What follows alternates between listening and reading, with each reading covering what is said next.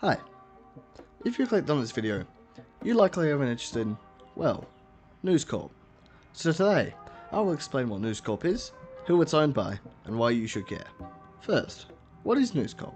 News Corp is a major multinational corporation which owns media companies throughout the United States, United Kingdom, and Australia.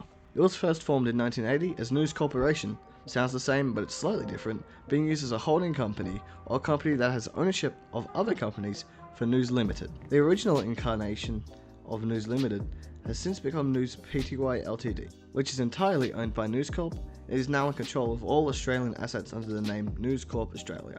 There is also a United Kingdom and Ireland division of News Corp under the short name News UK. Most well known worldwide is the current US-based company News Corp and its sister company Fox Corporation. Current News Corp is a publishing company that controls US newspapers including the New York Post, the Wall Street Journal, and the US-UK book publisher HarperCollins.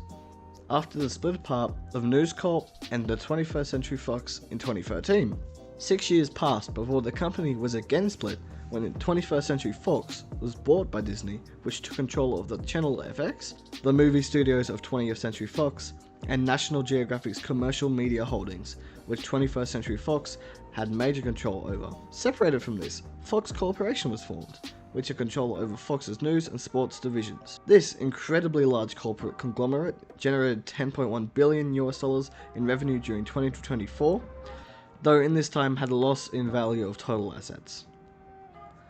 But where did such a large empire come from, and who could have brought it to life? Well, let me introduce you to Keith Rupert Murdoch. Born on the 11th of March 1931 to father Keith Arthur Murdoch, an Australian media proprietor whose news holdings Rupert inherited, he went on to become one of the largest media magnates in the modern world.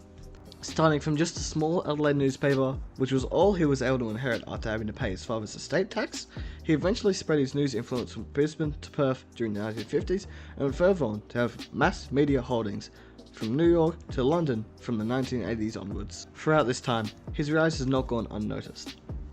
During his expansion into America, he ran into laws that actually forbade him from owning media in both print and television, which he had by owning both the New York Post and Fox News New York.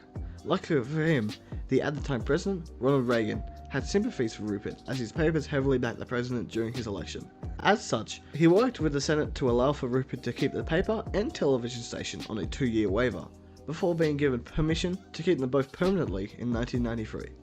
Speaking of Rupert and what his beliefs are, you do not have to look far to find swathes of primary and secondary sources laying it out for you. To start off, let me show you a small clip of Rupert and what he believes about climate change. We should approach climate change with great skepticism. Climate change has been going on as long as the planet is here, but how much are we doing with emissions and so on? Well, as far as Australia goes, nothing in the overall picture. China, but now what it means is that if the sea level rises 6 inches, that's a big deal in the world. The Maldives might disappear or something. But, okay, we've got to learn to, we can't mitigate that, we can't stop it. We've just got to stop building vast houses on seashores.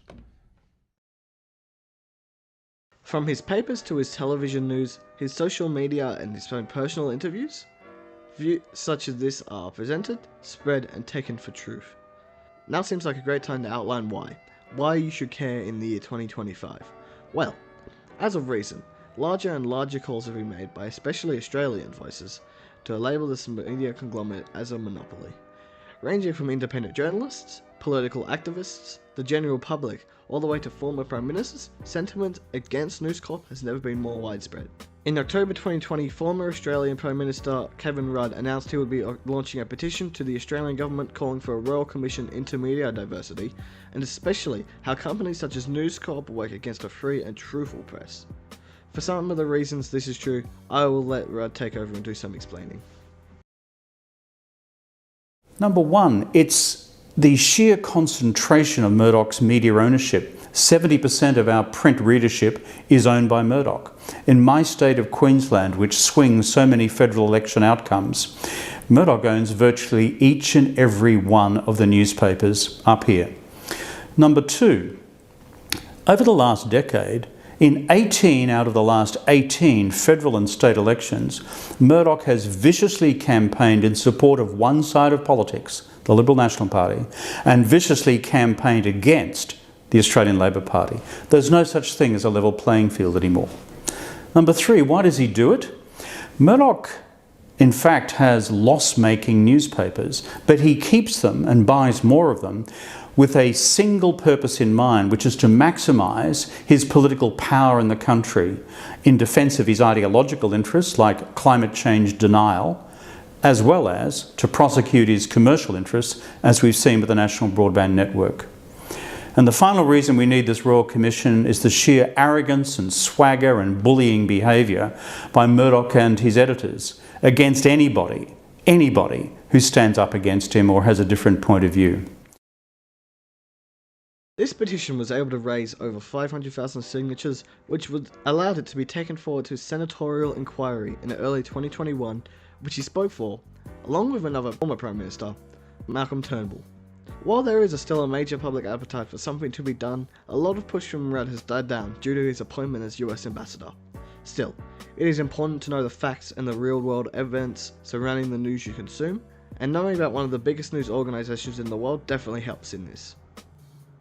Thank you for watching, and I hope you enjoyed this video.